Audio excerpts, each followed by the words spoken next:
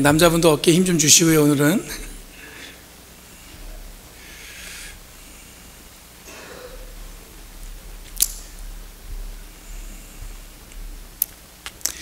아버지란 이름이 여러분들 어떻게 사람마다 다 달라요. 제가 사귀었던 친구들은 아버지와 관계가 늘 고민이었어요.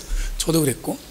근데 이제 어느 순간에 이제 아버지가 가까이 안 계실 때 있잖아요. 저희 아버지도 일찍 돌아가셨기 때문에 별로 그렇게 기회가 없었는데 돌아가시고 나니까 그냥 그 빈자리가 느껴지더라고요. 여러분, 이 땅의 아버지들 어쩌면 외롭고 알아줄 사람도 없는 것 같지만 오늘 하루는 여러분들 여성교회가 준비한 맛있는 음식 드시고 힘 좀 내시고 또 용기 내시고 위로받으시고 그랬으면 좋겠습니다. 한번 생각해 보세요. 지금 여러분의 생각을 지배하는 게 뭔가, 여러분의 머릿속에 지금 마음속에 가득한 게 뭘까 한번 생각해 보세요. 뭐가 지금 머릿속에 가득 있어요. 지금 이런 마음이 있는 곳에 뜻이 있고 뜻이 있는 곳에 이런 길이 있다는 말이 있는 것처럼 마음이 어디에 두고 사느냐가 굉장히 중요해요. 그렇죠? 우리가 어떤 마음을 두고 사느냐. 학생인데 여러분들 공부하는 거에 마음이 없고 다른 것에 마음을 두면 여러분들 학생으로서 여러분들 삶을 온전히 이렇게 사는 게 아니겠죠. 마찬가지로 여러분들 우리가 그리스도인으로서 산다는 건 그리스도인다운 마음을 우리 안에 품고 있어야 되는데 그렇지 않으면 문제가 있다는 거죠. 여러분들 디폴트 옵션이라는 얘기가 있어요. 제가 얼마 전에 어디서 라디오를 듣다가 들었는데 디폴트 옵션, 이게 뭐냐면 원래 여러분 프로그램을 만들 때 쓰는 기본 프로그램이에요. 베이직이에요. 여러분들 제가 예전에 코딩까지는 못해도 그 HTML이라는 그 홈페이지를 만들기 위해서 그 언어를 공부한 적이 있어요. 그 이유는 당시에 막 인터넷이 갑자기 막 한국에 막 퍼지기 시작했어요. 어느 날 저는 처음에 인터넷을 한 게 여러분들 전화를 이용해 갖고 이렇게 하면 모뎀에 연결하면 띠띠띠띠 전화해 가지고 그 기억나세요? 잘 모르시는 분은 모르시죠? 그때는 인터넷이라는 게 이렇게 연결돼 가지고 그렇게 빠르지 않았어요. 전화기를 이용해서 썼단 말이에요. 근데 그러고 나는데 어느 순간에 제가 군대를 제대하고 오니까 막 인터넷이 막 활발해지고 또 교회에 굉장히 중요하게 그것을 강조하는 그런 팀들이 생겨나기 시작했습니다. 그래서 저도 그걸 해야 된다는 생각 때문에 배운 기억이 있는데 그 초기 설정이 있어요. 디폴트 옵션. 이거는 제가 못해요. 전문가들이 해놓은 거예요. 기본적인 거죠. 아무리 그거는 여러분들 바꿀 수 없어요. 그 사람들이 해놓은 거에 내가 뭔가를 써야 된다는 거예요. 복잡하지만 그냥 간단하게 이야기하면 지금 에어컨이 꺼졌어요. 지금 복잡한 것 같지만 지금 그냥 기본 베이직 프로그램이야. 거기다가 나머지를 다 연결해서 간다는 거죠. 어제 여러분들 20세 이하 월드컵 보셨어요? 봤단, 김혜진 선 봤다고 속는 거야? 아니야.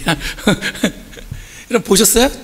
여러분 보시진 않았어도 아마 뉴스에 굉장히 크게, 왜냐하면 한국 축구 역사상 처음이에요. 결승에 올라간 게요. 그리고 예전에 최고 성적이 멕시코 월드컵에서 20세 이하에서 여러분들 4강에 간 게 최고 성적이고, 여러분들 어른들은 여러분들 우리가 잘 알겠지만 4강에 간 적이 있지요. 근데 결승에 갔단 말이에요. 근데 어떻게 졌어요? 안타깝잖아요. 대부분 지면은 뭐가 잘못됐는지 얘기하게 되는데 우리가 대부분 기사를 보면요 잘했다는 기사만 있어요. 이유가 뭔지 아세요? 처음에 마련한 디폴트 옵션, 그러니까 기본적인 생각이 거기까지 갈 생각을 못했어요. 기대를 못한 건데 간 거예요. 그러니까 사람들은 어떤 마음이냐면 우리는 기대를 안 했는데 그까지 갔으니까 뭐예요? 좋은 거예요. 근데 여러분들 원래 우리의 생각은 어디예요?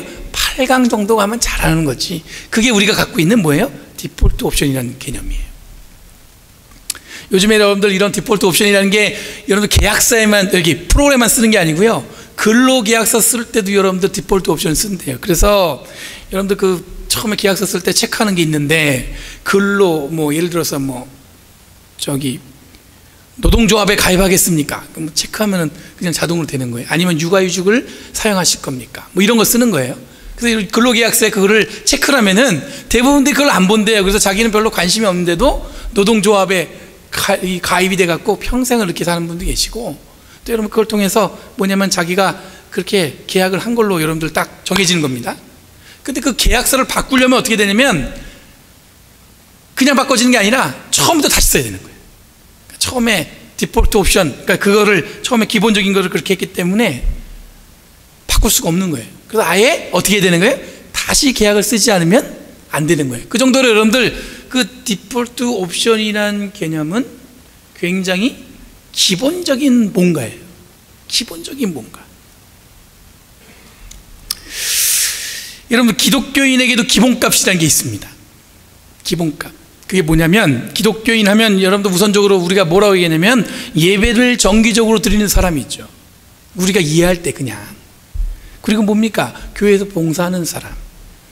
그리고 모든 삶을 하나님의 뜻에 구하는 사람, 예수님을 믿고 구원에 이르기를 고백하면서 늘 헌신했다는 마음을 갖고 있는 사람, 그런 사람을 기독교인이라고 얘기해요. 그리고 기도하는 사람, 그리고 말씀 가운데 있는 사람, 그런 사람들을 우리가 뭐라고 하냐면 기독교인이라는 기본값이 있어요. 그렇죠? 뭐 다른 것들 또 있겠지만 여러분들 우리가 그냥 기본적으로 보편적으로 기독교인이라면 일단 여러분 주일날 예배 드리기 위해서 하나님께 나오는 사람들이 기독교인이죠. 이런 것들은 여러분 변하지 말아야 돼요. 그렇죠? 예배도 빠지지 말고 드려야 되고 헌신도 열심히 해야 되고, 그렇죠?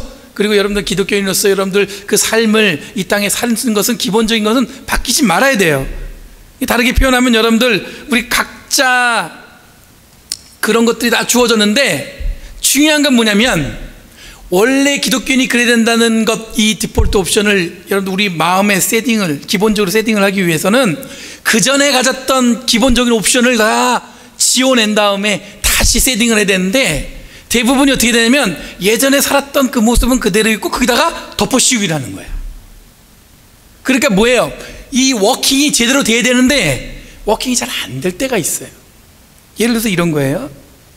각자 여러분 살면서 내가 살아온 방식이 있을 거 아니에요. 어떤 분은 기독교인이 되기 전에 굉장히 보수적인 생각을 갖고 있어. 정치도 보수적이었어요. 어떤 분은 기독교인이 되기 전에 정치적으로 뭐였냐면 되게 진보적이었어요.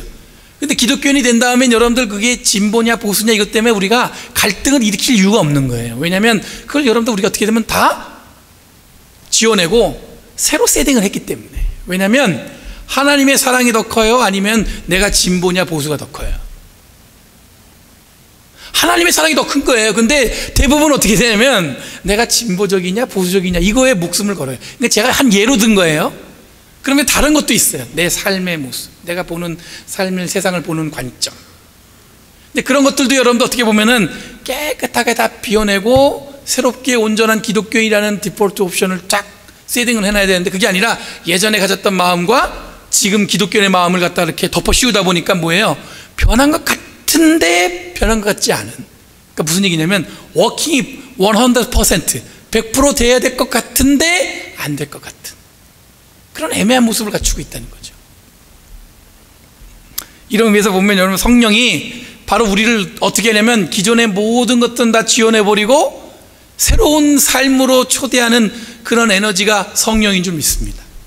제자들이 그전까지는 여러분들 뭐냐면 자기들이 살아오면서 가졌던 기본적인 어떤 그런 세팅, 그 기본적인 베이직에 자기의 삶을 깔아놓고 살았어요. 그러다 보니까 여러분들 뭡니까? 이방인들의 복음을 전하는데 다들 헷갈려 했어요. 아, 저 사람들이 이방인인데 할례를 받아야 되나 말아야 되나.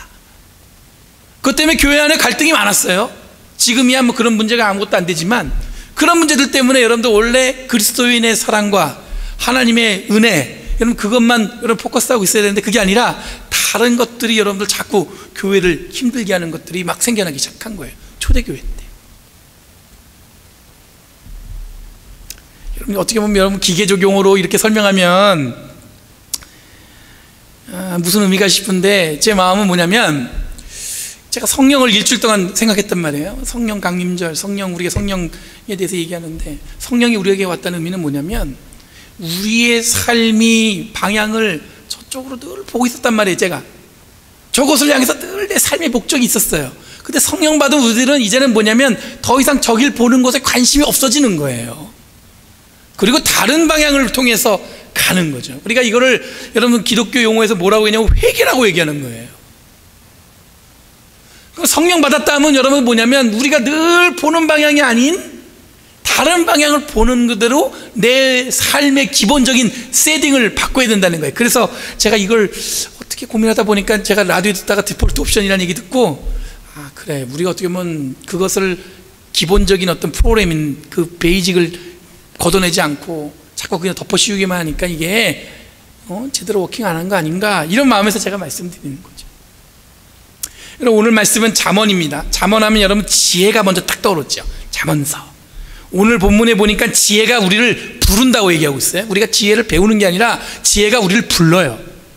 여러분, 솔로몬이 왕이 된 이후에 솔로몬은요, 이 주변 국가하고 이 정말 이게 잘 조화롭게 평화를 만들어서 뭘 했냐면 중개 무역을 하는 걸 국가의 가장 기본적인 산업으로 했어요. 그러니까 무슨 얘기냐면 왕이 됐을 때 나는 이 나라를 어떻게 통치할 것이다 했는데, 이 솔로몬은 어떻게 통치하기로 마음을 먹었냐면은 여러분들 중간에서 중개 무역을 하기로 한 거예요.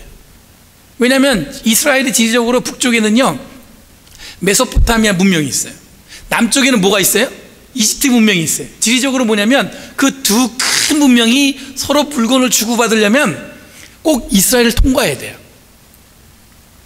이게 장점이면서 단점이에요. 왜냐하면 장점으로는 뭐냐면 그 중간에서 무역을 하는 사람들이 늘 그곳을 통과하니까 중간에서 여러분 중개무역, 그 사람들을 받아다가 먹이기도 하고 물건을 사다가 다시 또 팔아 넘기기도 하고, 그러면서 참 좋은데, 어떤 면에서 보면은 북쪽의 나라가 남쪽을 치려면 늘 이스라엘을 쳐야 되고, 남쪽의 나라가 북쪽을 치려면 늘 이스라엘 통과해야 되는 거예요. 그러니까 이스라엘은 늘 강대국 틈바구니에서 있는 거예요. 근데 솔로몬은 뭘 결정했냐면 우리는 중개무역을 해야지, 이런 마음을 먹은 거예요. 그리고 어떻게 했냐면 주변 국가와 평화를 만들어야지. 근데 평화를 어떻게 만들었냐면은 솔로몬이 주변에 있는 국가의 모든 공주와 결혼을 해요. 그러니까 왕비가 몇 명이에요? 많아요. 여러분, 이걸 통해서 이스라엘은 부강한 나라가 됐습니다. 돈이 많은 나라가 됐어요. 근데 여러분들 단점도 생겼어요. 뭐가 문제가 생겼냐면은, 첫 번째, 결혼을 많이 하다 보니까 뭐가 문제가 생겨요? 다른 나라 공주들이 왔는데 그 다른 나라 공주들이 그냥 시집만 온 게 아니라 자기 나라에서 섬기던 신들도 모시고 왔어요. 그걸 뭐라고 표현하냐면 우상이죠. 많은 우상들이 이스라엘에 들어왔어요. 두 번째 문제는 뭐냐면, 원래 이스라엘은 여러분들 중개무역이 아니라 뭐 하던 나라였어요? 목축업이 주산업이에요. 그래서 북쪽 왕국, 이 북쪽은 유다의 지파 위에, 이스라엘 위에는 다 뭐하냐면 주로 그들이 하는 일이 뭐냐면 양치고 소치고 뭐냐면 그런 거예요. 그러니까 여러분들 그 기후가 여러분들 프레즈나 비슷하다고 생각하시면, 주로 여러분들 뭐 하는 사람들이 다 있었냐면 북쪽은 다 목축을 하는 사람들이 다 모여 있었단 말이에요. 근데 예루살렘을 중심으로 해가지고 그곳에 여러분들 중개무역을 하다 보니까 어떻게 돼요? 이쪽들은 부자가 되는데 북쪽 사람들은 어떻게 돼요? 상대적으로 가난해져요. 그래서 여러분들 솔로몬이 죽고 난 다음에 나라가 북왕국과 남왕국으로 나눠진 이유가 바로 여기에 있습니다. 제가 왜 이 얘기를 말씀드리냐면은, 이때 한참 유행한 게 바로 이 잠언의 지혜서였어요. 지혜 문학. 그래서 여러분들 생각해 보세요. 저 북쪽에 있는 그 아주 메소포타미아 잘 강대한 나라에서 오는 여러 가지 문명들이 이스라엘에 유입됐겠죠. 이집트에서 여러분들 유행하는 문명들이 유입됐겠죠. 그러다 보니까 뭡니까? 이스라엘을 여러 가지로 위협하는 거예요. 문화적으로도 막 여러 가지 유행하는 것들이 생겨나고, 아까 말씀드린 대로 지혜 문학이 여러분들 굉장히 유행했으니까 여러분들 뭡니까? 지혜, 막 뭔가 이렇게 깨달음이 나타나는 그런 것들이 막, 그러니까 그 정도는 읽어줘야, 오늘 얘기하면 여러분들 BTS가 LA에서 콘서트 하면은 그 콘서트장이 꽉 넘치는 것처럼 사람들이 열광하는 거예요. 그 지혜.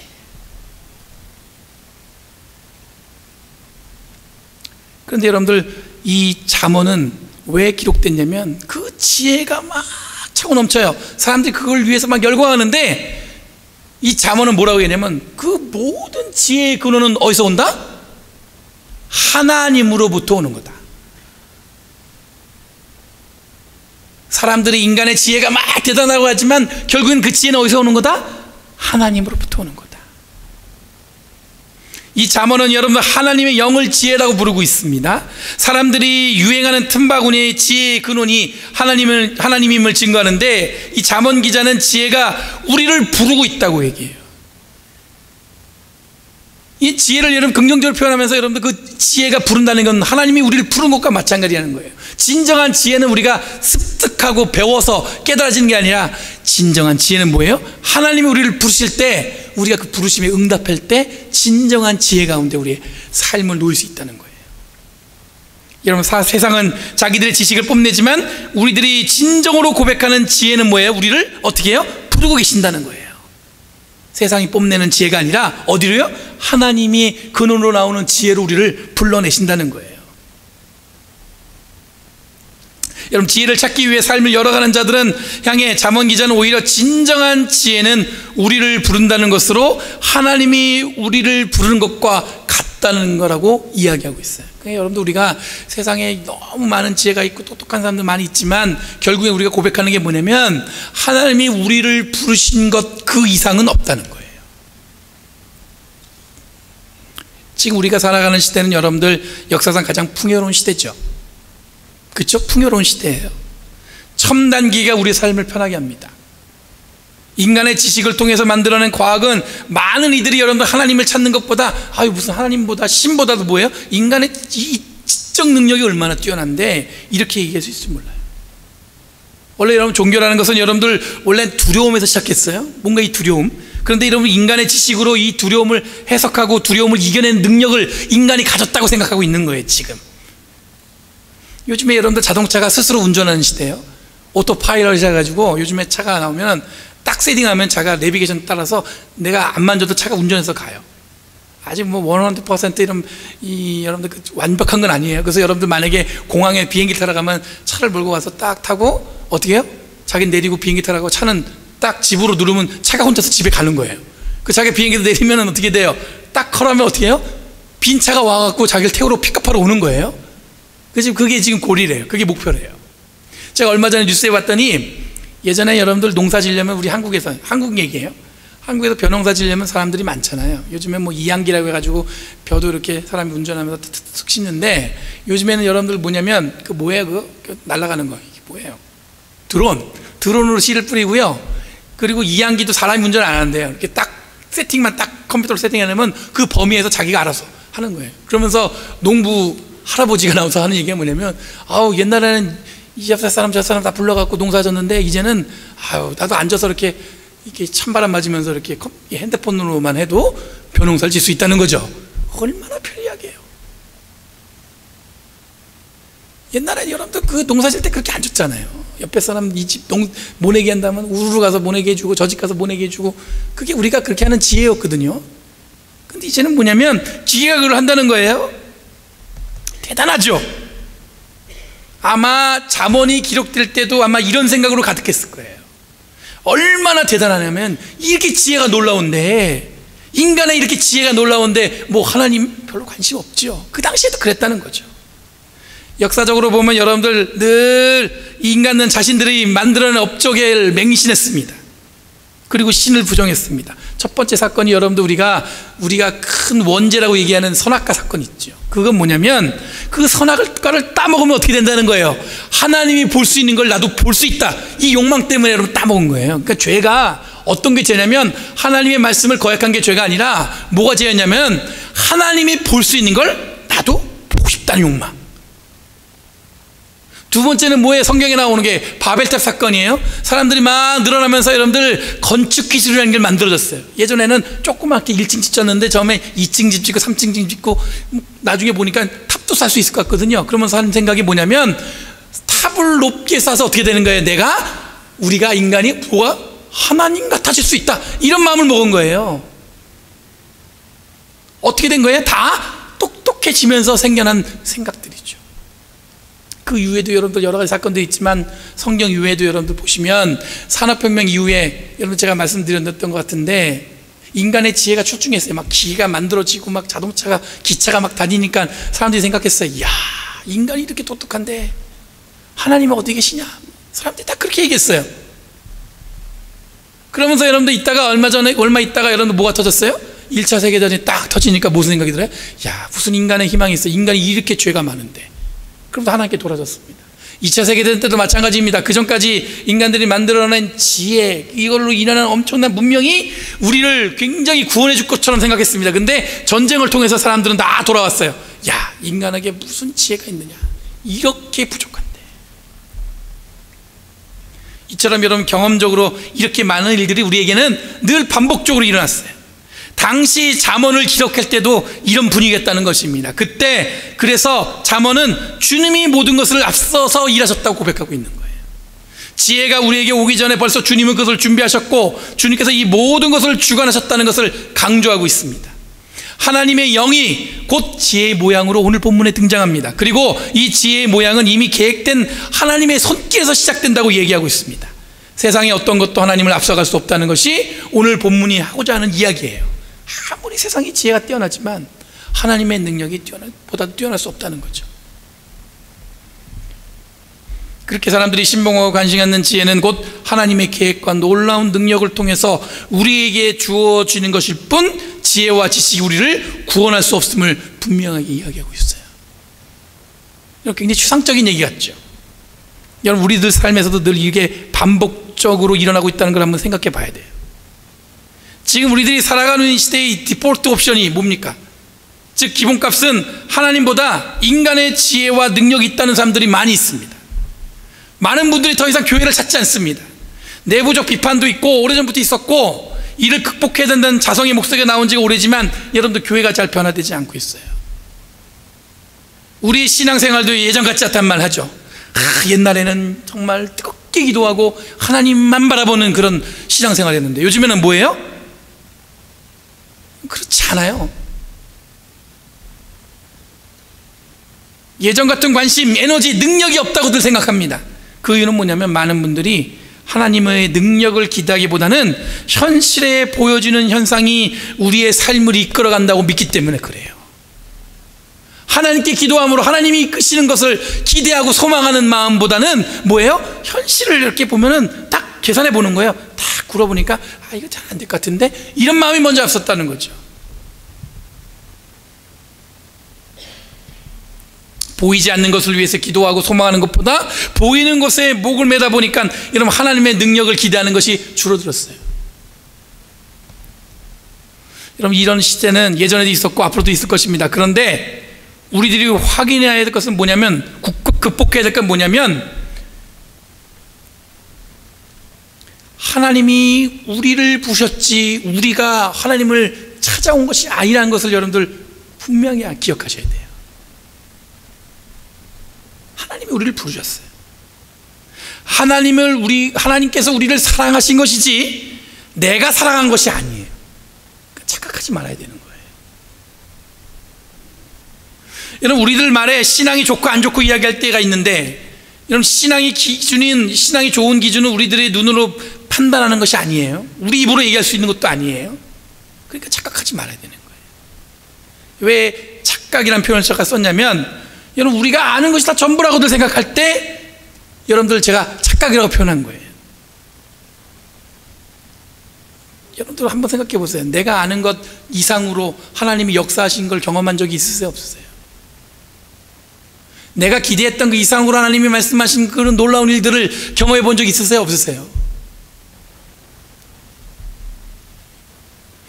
우리를 부르셨다 이 한마디를 깊게 생각해 보면 우리들이 하나님의 부르심이 진정한 지혜임을 인식해야 한다는 것을 의미한 듯합니다. 내가 이미 알고 있고 그럴 것이라는 착각에서 벗어나서 내가 다 해봤어, 내가 다 알고 있어, 다 그럴 거야.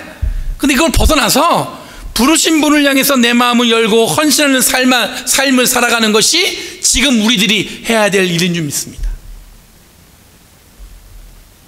제가 저희 이 설깃에서 저기 감리사님하고 뭐 연애 감리사가 또 있어요.